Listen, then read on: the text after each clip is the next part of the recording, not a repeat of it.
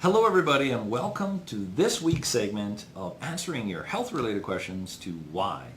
These are why do I still have these symptoms? Why do I have this condition and it's not going away?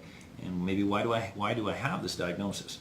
So this week we're going to talk about my least favorite topic, most hated topic, and that's weight loss.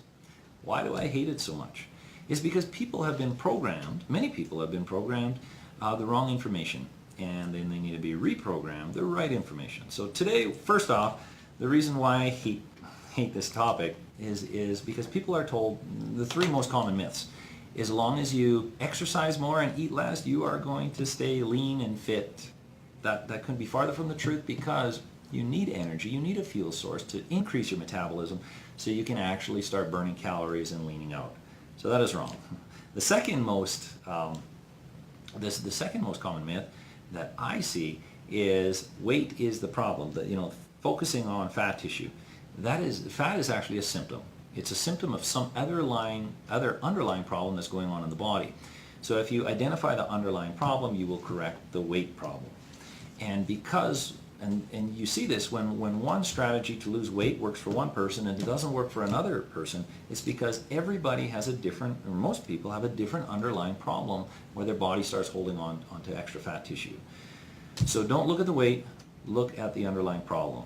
You have to do some testing with that usually. The third most common myth, everybody wants a quick fix, and then the new quick fix that's out there is ketogenic diets. They can be dangerous. Let me tell you that in advance. I'm not saying that I haven't prescribed them for certain individuals when their body's ready for it, but they can be very problematic. I have seen all sorts of things, energy crashes, headaches, migraines, even people, dropping blood clots, very dangerous. In some cases, it can be detrimental on their health. So ketogenic diets have their place, but your body ultimately has to be ready for it. It has to be right for you. Okay.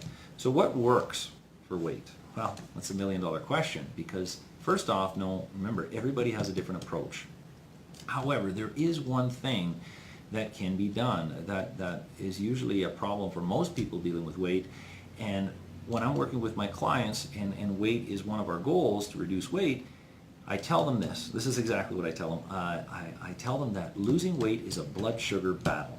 And that is because when we have higher circulating blood sugar, our body converts that and puts it into fat storage, really. So we want to keep our circulating blood sugar relatively low and stable.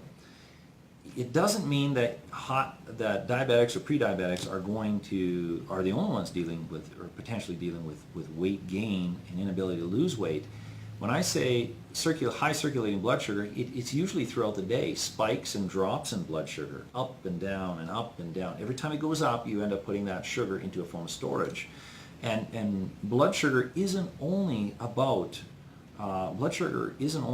your what you eat. It can be emotional stressors, it can be chemicals. Anything that stresses the body will naturally drive up blood sugar. So it's not only what you eat.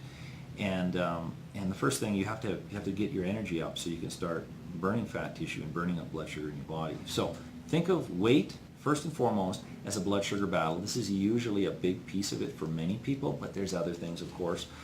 And know that everybody can lose weight. If you're holding on to weight, it's going to create poor health. And if you have poor health, you are going to put on weight. So it has this vicious cycle.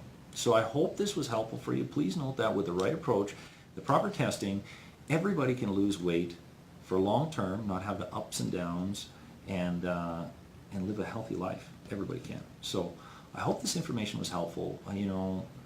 If you found it helpful, share it with your colleagues, friends, peers.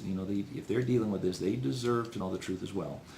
And look forward to next week where we're going to answer our next why, or answers to our next why. With that being said, I'm Dr. Glenn Harrison, and I look forward to seeing you.